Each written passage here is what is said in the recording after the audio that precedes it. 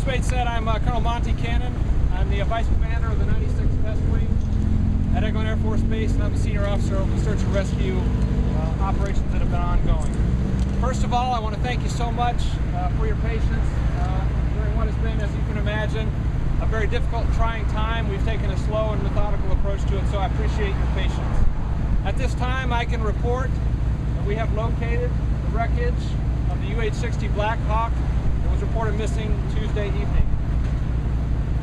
At this point, we are not hopeful for survivors, and we are transitioning our search and rescue operation to a recovery and accident safety investigation that will be led from by a team from the Army Combat Readiness Center, Louisiana Army National Guard, and the U.S. Marine Corps Marine Special Operations Command. That transition is ongoing at this time. They're getting up to speed. Team Eglin, Team Hurlburt stand ready to support as they attempt to continue the recovery operations and attempt to determine cause. At this point, our thoughts and prayers go out to Louisiana Air National Guard, U.S. Marine Corps Marine Special Operations Command, the units, family, and friends of all involved in this tragic event. At this time, I cannot release any names any other information about the personnel involved. At this point, if you have any questions on those will have to be answered by the Louisiana Air National Guard, the Marine Corps, or Marine Special Operations Command. I'd like to close up before I hand it over here to just say that this was a fabulous team effort. As you can see, they've been operating in some very, very, very difficult conditions. The team effort between Team Eglin, Team Hurlburt, the Coast Guard, numerous federal, state, and local agencies has been outstanding. I also want to say a big thank you to all of the communities of Northwest Florida for their tremendous outpouring of support. That has been truly humbling. At this point, I would like to introduce to you my Chief of Fire and Rescue Services, Mark Giuliano. He has been the on-scene incident commander throughout the last day and a half of search and rescue operations, and he'll tell you a little bit about more of what the team has been doing. Good morning. Again, my name is Mark Giuliano. I'm our Chief of Eglin Air Force Base. I have been the incident commander for at least the first 24 hours of this incident, and I'm going to kind of describe what happened and where we are at this point. Okay. So the night before last, at approximately 10 p.m., we were notified. Eglin Fire Department was notified of a potential downed aircraft in the Santa Rosa Island Sound. We responded assets immediately. In fact, we have a fire station on the island, so those assets were on scene immediately. I arrived on scene approximately 11:30 p.m. Immediately was put in contact with the air crew that was still on site. Right? I was told at that point we had an aircraft down on board, and they were asking for our assistance. So at that point there, we initiated search and rescue operations, requesting boats from local fire departments, National Fire Department, Coast Guard, Mid-Bay, Fish and Wildlife assets were requested. Now understand, it's about 11:30, going on midnight. The conditions out there are very, very, very dense. Boats that did get on scene could not see. They were probably traveling about less than 5 miles an hour out there, afraid to run into each other and any hazard that might come. What they were doing at that point was looking for any survivors that may be in the water. Okay, those operations continued through the night. I had requested additional assets to come in from the Coast Guard boats with sonar, side scan sonar. We had very limited assets at that point until those assets arrived on scene late yesterday morning. We were pretty much searching in the line, basically out on the surface. We were also responding to reports of debris washing up on the north side of the bay. We had assets on that side, and here are 98 responding to any responses or calls of debris or human remains that were washing up on the side. We were gathering those and bringing them back to my location where we had a staging area operation set up to handle that kind of stuff. At approximately 9 a.m. yesterday, late morning, I'll say late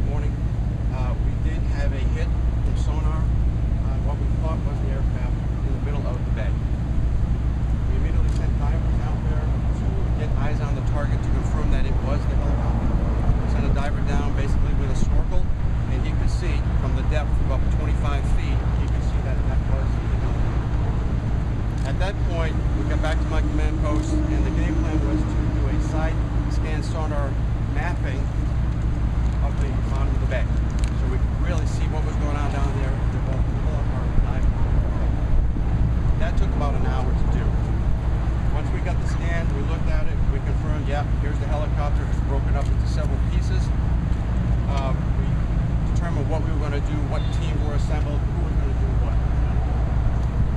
At approximately, let me get my time straight here, about 2 o'clock in the afternoon, the search and recovery, or search and rescue, was still ongoing. That's when we put divers into the water to start retrieving the air crew.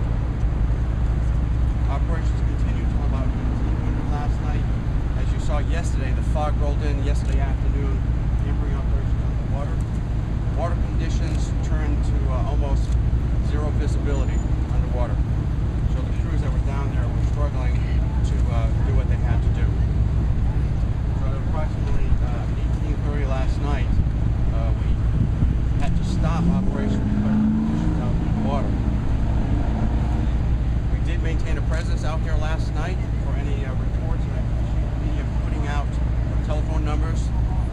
Fortunately, we received no calls last night for any debris washing out. That was a good thing. So right now, we are in the, as the Colonel stated, a recovery phase. The Coast Guard has contacted a salvage unit out of Mobile. I don't know the name of that agency. You have to ask the Coast Guard that. But we expect them to come on site late afternoon, early evening. And as you can see, the conditions, we have some weather coming in later on. They're probably not going to be able to start any operation tonight.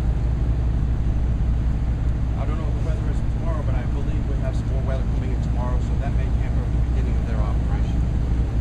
Okay. So at this point, as the Colonel stated, we've basically started our transition to the Army, handing the site over to them.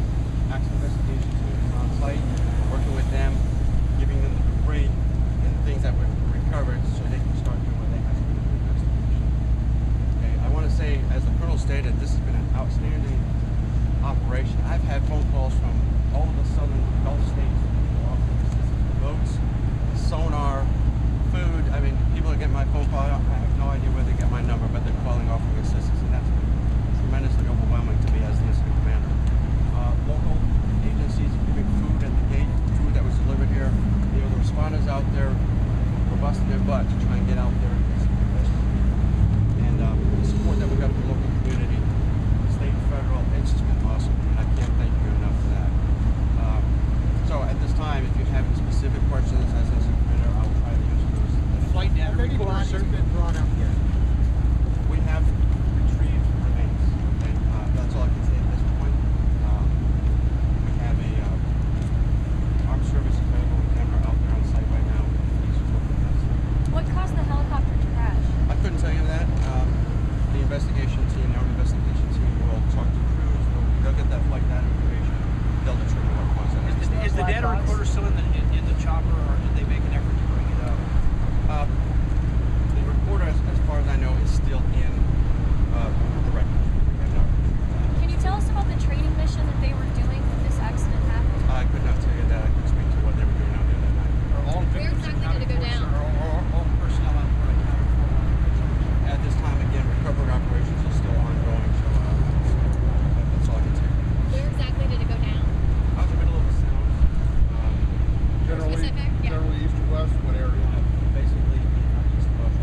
Near what road? Is there a road that's... I think So you said you lost contact around 8:30, but you didn't get called until 10. Why the delay? the Army was following their normal protocols, the way they have listed their friends. So once we get the call at 10 o'clock, Where are the pieces of the helicopter right now? they're over at the So there are multiple pieces. I mean, we're talking about like dozens of pieces, or how did it break up? Can you tell yet? It was certainly a high impact crash. So we had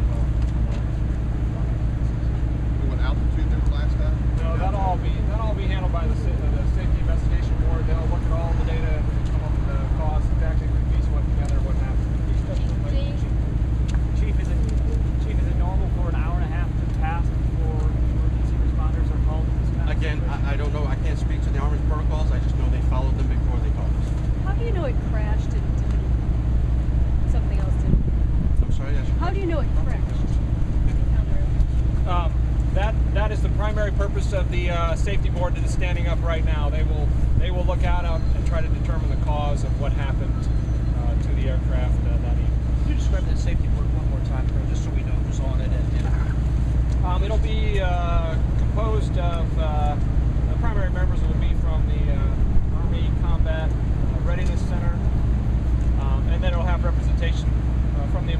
Force, Louisiana Army National Guard, as well as the Marine Special Operations.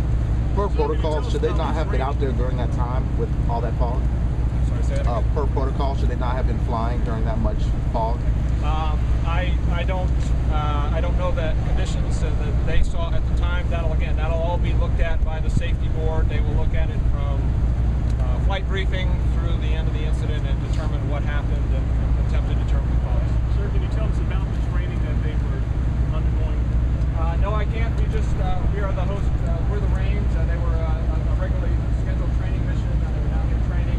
I would defer you to either unit to determine or to ask a question about what they were actually doing during training. What about the men who lost their lives? We have that right in that. What do you call it? It's a safety investigation board. Safety investigation. Do you know how old the helicopter was? I do not. Colonel, can you address the delay, the hour and a half Are delay you worried in finding authorities that procedure? What is that about? There are, again, that'll be under the purview of the board, but there are standard protocols for a lost communication with an aircraft that were followed, to the best of my knowledge. And once our team was notified that assistance required, we scrambled those folks down here and started our search and rescue efforts in coordination with, again, those federal, state, and local agencies. That's all the information I have. So the search and rescue began at 9 or something?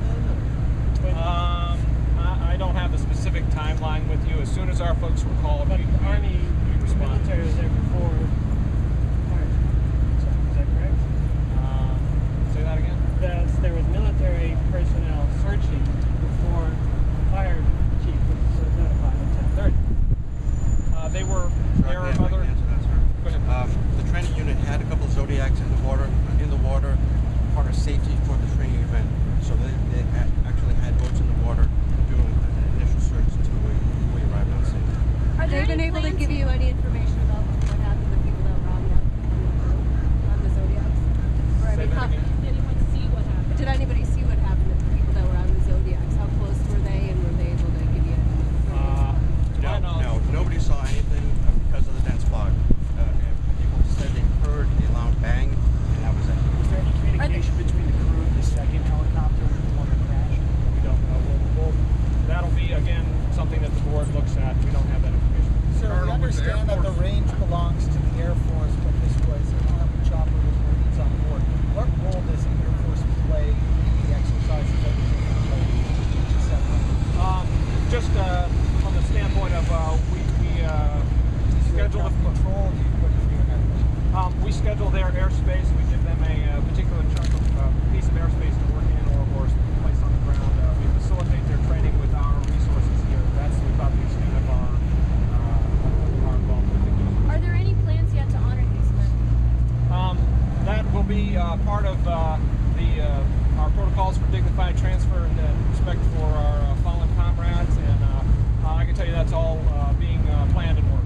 I have a question about what's going on in the sound right now, probably for Chief G. Right now, what is happening is they are actively transitioning from our effort to the. How much is closed? For our local mariners, how much is closed, and are there hazard zones Oh, I because see of what you're debris, saying. oil, etc.? I think that's is being put out in terms of the air NOTAMs for the airmen and the equivalent for the folks on the water. It should be passed out to all the mariners what's closed. Colonel, what branch For gave the green light? civilians, like how would civilians know where they can go, or is there a cordon actually on the water? There are Coast Guard boats actually actively out patrolling. Colonel, what branch gave the green light for flight that night for that exercise? Was the Air Force being the host, or was it the Army operations, or? That is the operating unit handles their flight operations. Can you tell us how deep the water might be? one more question, then Can you tell us how deep the water might be where the helicopter is going down? Yeah, it's approximately 25 feet deep. And one last question: Are the servicemen inside the helicopter now? That's part of the recovery operation. We're handing that over to the board at this point, and they'll take it from here and determine what's going on. Again, I just want to say last thing. Again, thank you for your patience. I just want to say a big thank you to all the agencies involved, and also to the local communities for, again, the tremendous outpouring of support during this difficult time and under some very difficult conditions. Thank you very much.